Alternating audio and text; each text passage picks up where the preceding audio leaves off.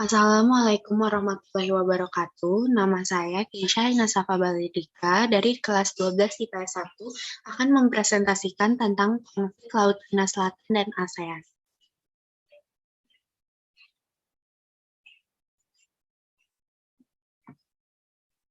Latar belakangnya yaitu konflik Natuna kembali memanas setelah Cina menuntut Indonesia menghentikan pengeboran minyak dan gas alam atau migas karena mengklaim wilayah itu miliknya.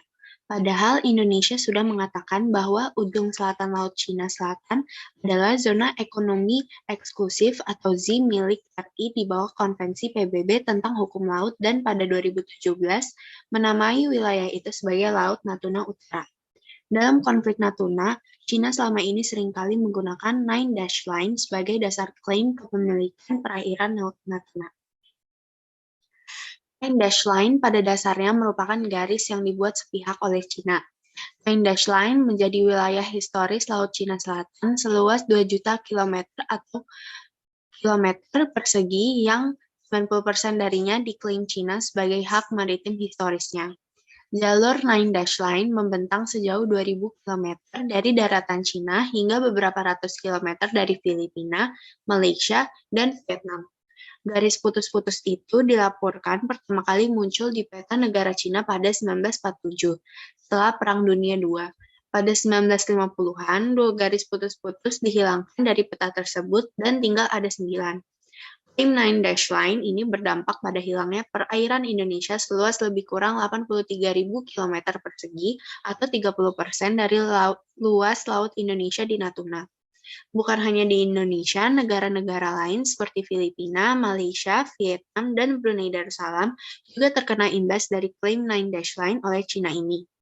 Wilayah yang masuk dalam Nine Dash Line ini seperti Kepulauan Paracel juga sama-sama diklaim oleh Vietnam dan Taiwan. Sedangkan untuk laut di Kepulauan Spratly, China bersengketa dengan Filipina, Malaysia, Vietnam, dan Brunei Darussalam.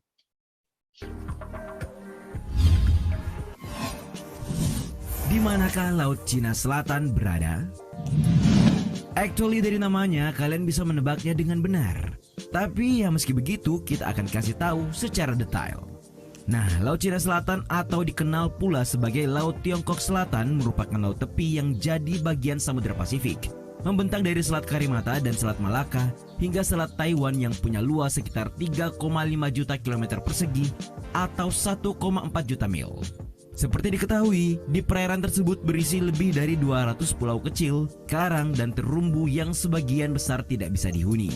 Menurut Limits of Oceans and Seas edisi ketiga yang dirilis International Hydrographic Organization atau IHO pada tahun 1953, Laut Cina Selatan terletak di sebelah selatan Tiongkok, timur Vietnam, sebelah barat Filipina, sebelah timur Semenanjung Malaya dan Sumatera, hingga di sebelah barat, serta sebelah utara Kepulauan Bangka Belitung dan Kalimantan.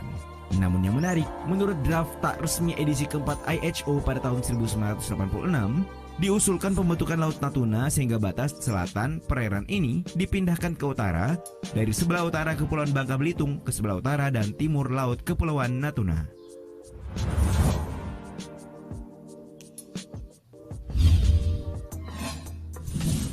Klaim Tiongkok.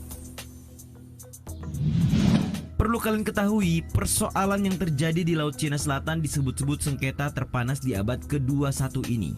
Hal itu dikemukakan Muharjunev dalam sebuah jurnal yang dirilis Pusat Penelitian dan Pengembangan Hukum Kementerian Hukum dan HAM Republik Indonesia bertajuk Sengketa Wilayah Maritim di Laut Tiongkok Selatan pada tahun 2016. Dikatakan pada mulanya, Republik Rakyat Tiongkok atau RRT menyatakan kalau mereka punya kedaulatan atas perairan tersebut dengan klaim historis.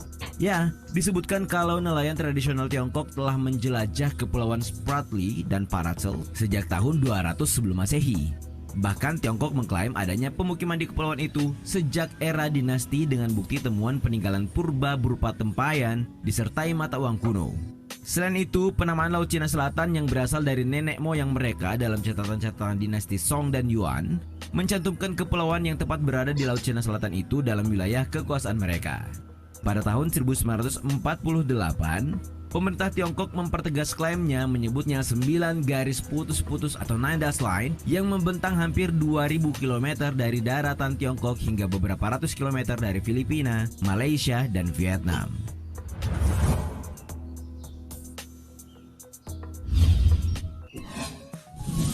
pihak yang bersengketa. Meski Tiongkok yang secara sepihak mengeluarkan peta yang merinci kedaulatannya atas Laut Cina Selatan, Perserikatan Bangsa-Bangsa atau PBB dalam laporan Kompas TV pada Januari 2020 lalu mengatakan tidak mengakui klaim tersebut. Diketahui dasar penolakan PBB tidak lain antara tidak sesuai dengan ketentuan Zona Ekonomi Eksklusif atau ZEE yang disepakati dalam United Nations Convention on the Law of the Sea atau UNCLOS di bawah PBB pada tahun 1982. Bagi yang lupa, ZEE merupakan kesepakatan PBB atas batas laut satu negara, di mana kedaulatan suatu negara adalah 200 mil dari bibir pantai. Menariknya, Tiongkok terus menegaskan kepemilikan 90% atas perairan tersebut. Bahkan dengan tegas mengklaim bahwa di bawah hukum internasional, militer asing tidak dapat melakukan pengumpulan intelijen meliputi penerbangan, pengintaian di ZEE. Kalau kita cek CNBC, ketegangan dan perebutan Laut Cina Selatan terjadi sejak tahun 1970-an, di mana negara yang turut mengklaim kedaulatan di perairan ini diantaranya Brunei, Indonesia, Malaysia, Filipina, Vietnam, dan Taiwan.